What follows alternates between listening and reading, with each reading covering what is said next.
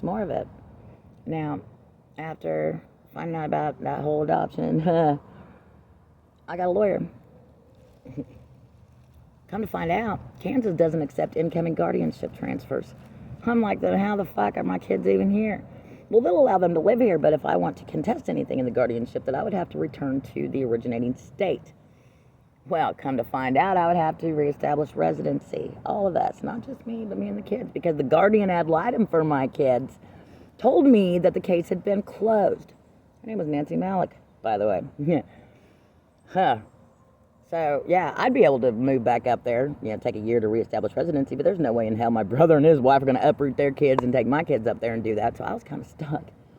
I mean, I was really fucking stuck. What the hell am I supposed to do to contest this shit? I was really stuck.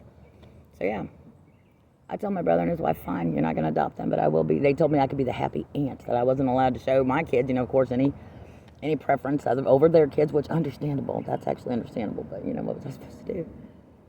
Fine. So I backed off. Well, a couple months later, that's when I found out they're back with my dad. What the fuck? What the fuck? Well, then COVID hit. Oh my God.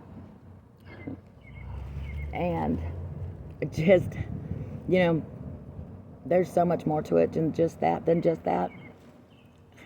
Like, I can tell you what happened at my grandma's funeral, that I wasn't allowed to approach my son at my grandmother's funeral because my dad was telling me that my kids were scared of me, which my son, they were never scared of me. They were never scared of me. My son even told me he wasn't scared of me, and I was just like, well, of course you're not. Why would you be?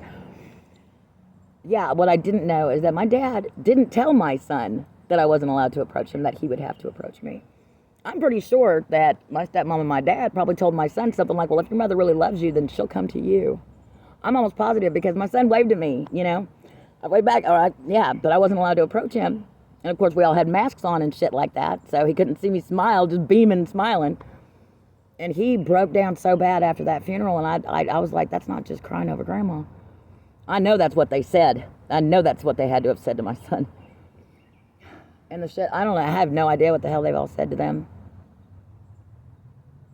But, and then the last time I went up there, because I had not received any pictures, they won't tell me anything about them, so I tore my ass up there saying, I'm not even sure you have my kids anymore. I stood there, telling them, you're going to let me see my kids, I want to make sure they're okay. My dad threatened to call the sheriff. I said, do it. Fucking please do it, because this whole goddamn town's going to know what's going on here. Oh, he wouldn't do it. They wouldn't call the sheriff. They brought the kids out. Of course, the kids looked pissed at me. I probably would be too. I have no idea what the hell they're saying to him. But yeah, I'd like y'all to know this shit, okay? I love y'all.